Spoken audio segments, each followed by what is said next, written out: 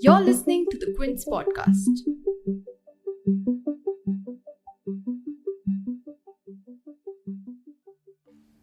After enforcing a ban on wheat exports, India announced some relaxations on 18th May. The surprise decision had led to a lot of chaos as hundreds of thousands of tons of wheat were reportedly left stranded at Gujarat's Kandla port after the ban was announced. But the new notification from the Ministry of Commerce has said, and I quote, "It has been decided that wherever the wheat consignments have been handed over to customs for examination and have been registered into their systems on or prior to 13th May 2022, such consignments would be allowed to be exported."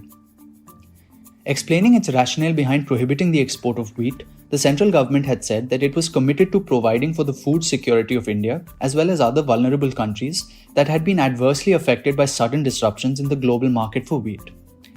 But in the aftermath of the ban, as the wheat prices soared to a record high, the ban drew criticism from G7 nations, which said that such moves would worsen the crisis of rising commodity prices. But even back at home, the jury is divided. While some are of the opinion that such a ban can impact India's credibility and is also harsh on farmers who could profit from the higher export prices, others say that it is needed to curb the rising prices in the country as severe heat waves have damaged crops. But to better understand the rationale behind the export ban and its likely implications on domestic and foreign markets, I spoke to Dipanshu Mohan, Associate Professor and Director at the Center for New Economic Studies at the Jindal School of Liberal Arts and Humanities. You're tuned in to The Big Story, the podcast where we dissect the headline-making news for you, and I'm your host, Sakshat.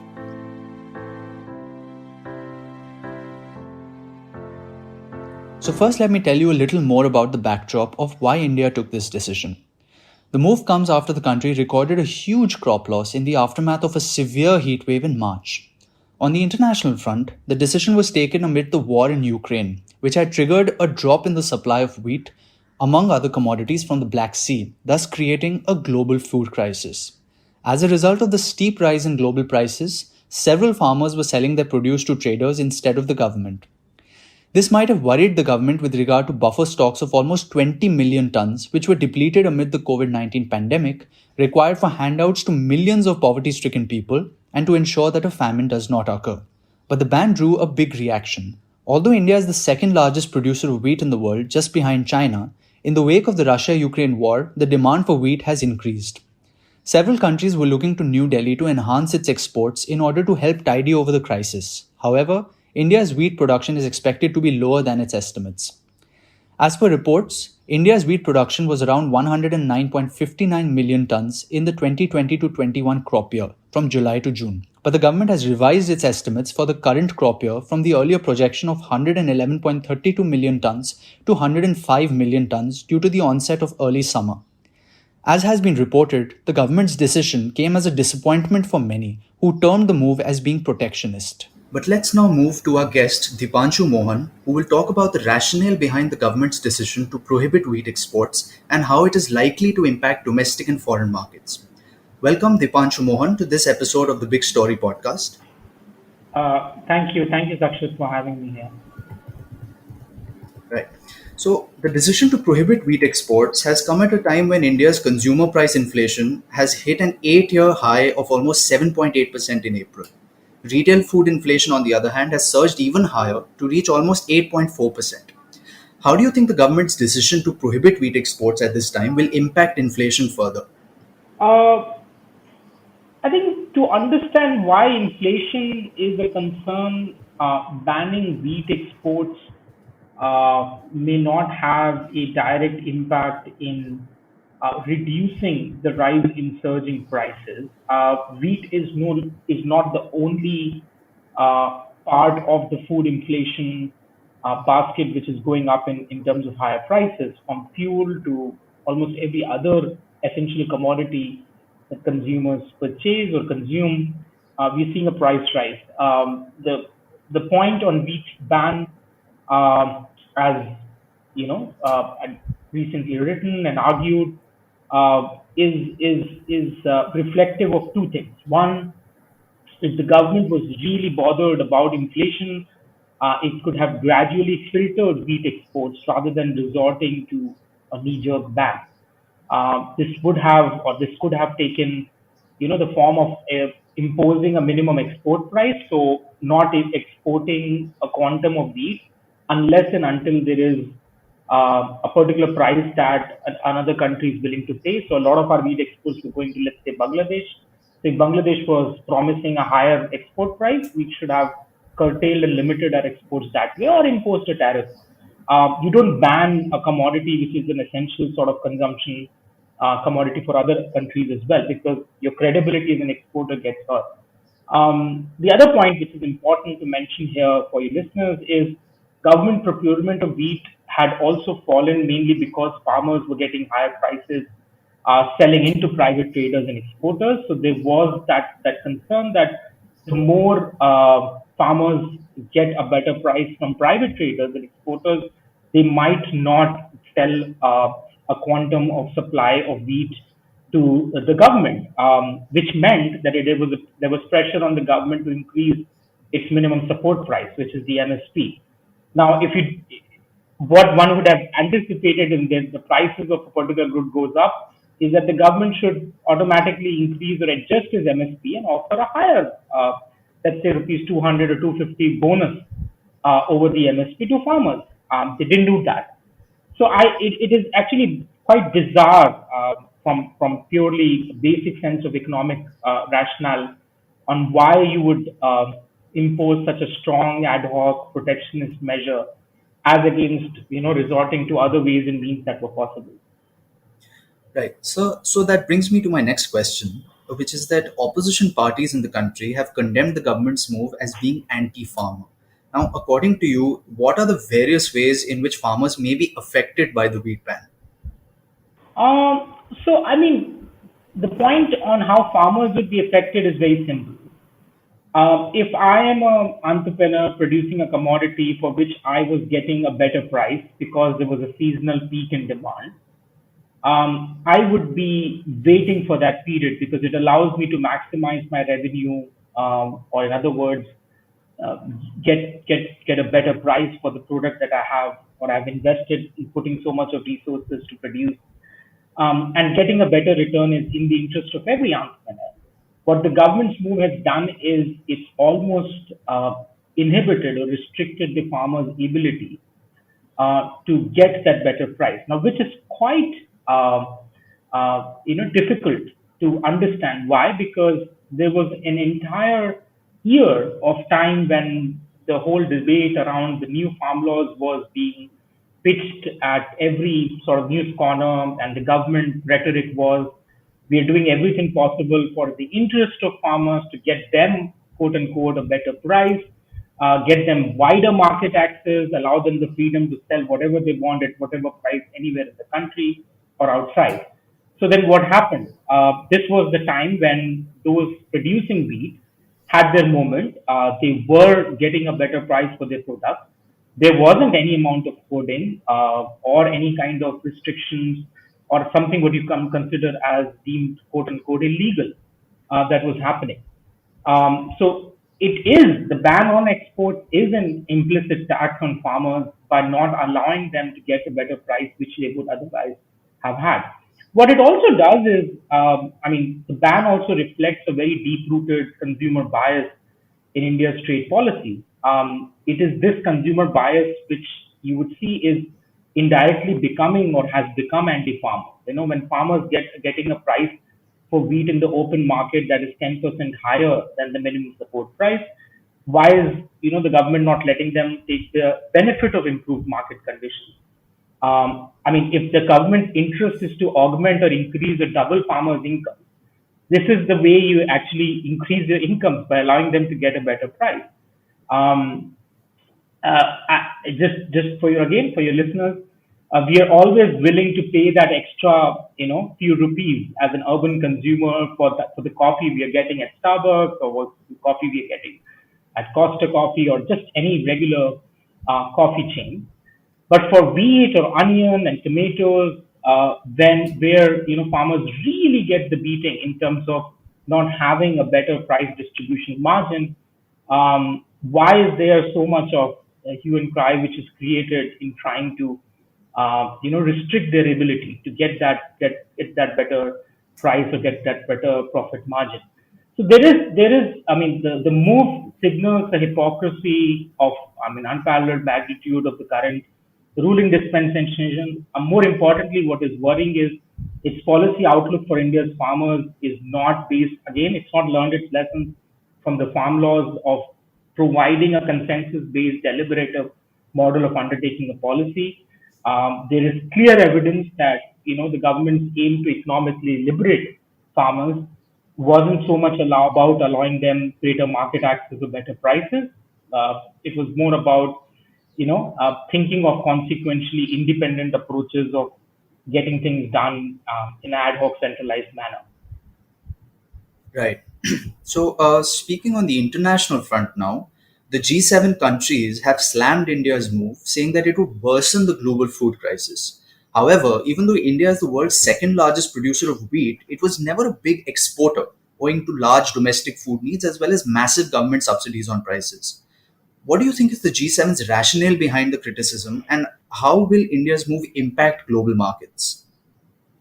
Uh, See, there are 2 points here. One, the first point is we have in our foreign policy outlook consistently echoed the need for India to do more at the global level. It's not just about food exports or the current crisis and India's sort of time, India's moment to shine and be that global player, or be that global important actor, shaping relations with other countries. India's been trying to do that in terms of its foreign policy positioning for a good decade, and especially the last 8 years under Narendra Modi's government, you've seen that assertive foreign policy push. What you expect in times like such as this is to walk the talk on what you're posturing when it comes to your economic policy decision making. The ban exports a degree of economic insecurity, clearly, because India's monetary policy and fiscal policy failed to contain inflation. At this point of time, it may seem that inflation is largely a problem which has been imported from the global inflationary spells. But if you look at the data, wholesale price index was rising for straight 14, 15 months. Consumer price index has been rising much from earlier mid of the last year. So this is not entirely a global phenomena which is being imported into India. We were having issues with price distribution before as well, and COVID didn't make things better. This is the second occasion one has to understand that the Indian sort of export orientation has been suddenly or in an ad hoc manner being affected. We did that with vaccines when we didn't vaccinate our own population, and we decided to sort of export vaccines made in India to many other developing countries. Again, a very noble gesture, welcome, much celebrated. But we did that at a time when we didn't think about our own citizens first. And as a result, when the Delta variant was wreaking havoc all throughout the country and increasing mortality rates, we had to stop our exports to other countries, including the dismissal of existing contracts of vaccines that were promised to be delivered in other countries. So the wheat ban export being criticized from the G7, or the German agricultural minister saying that if every country starts shutting their borders, the crisis would worsen, is he's right. Technically, this is India's moment for taking that a greater assertive role. If it wishes to be seen as a Vishnu Guru or a greater agent of change in the global economic landscape. China is clearly hurting because of its COVID policies and the fact that many countries are not comfortable in terms of expanding trade relations with China. They are with India. Wheat is not something we were exporting at max before, but Russia was the largest sort of exporter of wheat, and India was increasingly being seen as the second substitute. So if you look at the numbers last 2 3 months, wheat exports were very high in the Indian from going in from India to other countries. Despite high wheat prices, this is important as well, which means there was a sense of urgency in demanding greater or higher quantums of wheat from India. Ukraine also supplies a lot of wheat, and with the whole conflict with Russia, of course, the supplies have been hit. Argentina, distantly far, geographically very distant, so it's difficult to sort of get in a lot of its supplies from there. The United States itself is battling a high inflation crisis in its own domestic territory. So India was being seen as that key actor right now to step in. And more than what the G7 are saying, I think internationally and even regionally, this damages India's reputation as a credible exporting player. Right. So this brings me to my final question, sir. At a time when the Narendra Modi government is attempting to increase its exports and reduce its trade deficit, could you maybe elaborate on the various economic implications that this will have, as well as on the the adverse impact this could have on India's image as a credible exporter? Yeah, which just to, continue the last point that I was saying, um, there is a damage to your reputation when you suddenly pull the plug and say, well, we're banning wheat exports overnight. Trucks get queued up, existing contracts would be questioned, and economic arrangements and partnerships work mainly on trust and your ability to trust your partner to deliver on future promises. That's the way financial markets work. That's the way everything else happens in the way the economies transform and change. The intervention of policy or the intervention of the state in terms of deciding a unilateral action which has not been deliberated upon before, unless and until happening in a moment of exogenous circumstances or an emergency, um, is difficult to fathom. My sense is that India is going in the direction of having a lot of free trade agreements at this point of time. It does wish to have better trade deals struck with countries, and which means that bilateral relations between countries will be tested in how better a deal might be struck going forward. And with bans such as this one, clearly the image of a nation in terms of its ability to deliver on promises and economic arrangements and contracts is definitely brought into question. Yes, as a developing country, a lot of countries may understand that yes, you have a high inflationary problem or tax, but as I said earlier and before, there are many ways to phase out an exodus of exports by keeping a higher minimum export price or imposing a tariff which is a temporal tariff in discouraging high amount of exports and keeping your supplies in higher amount on the domestic market. I would also argue that this is the moment where for farmers in India which have been sort of always left on an unfair deal being received from the state, if the effort to make India, which is largely an agrarian economy now as well, in terms of our rural population, largely most of the rural population works in agriculture. This was a critical moment for us in order to deliver and expand our economic partnerships with many countries in agribusiness and agricultural goods. It's not just about wheat. I think there's a lot more that could have come into play if things could have been managed or worked out better. Right. So thank you so much, Dipanshu Mohan, for joining me on this podcast today. Thank you. That's a wrap on this episode, but you can check out our detailed coverage and analysis of the government's decision to prohibit wheat exports on our website. If you like listening to this episode, please subscribe to the Big Story playlist for episodic updates. We're live on Apple, Google Podcast, Spotify, JioSaavn, and most of the other popular podcast streaming platforms. For other podcasts, please log on to the Quint website and check out the podcast section. For any feedback, shoot an email to podcasts@thequint.com.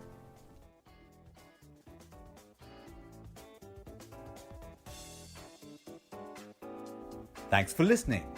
Log on to the Quint's website and check out our other podcasts.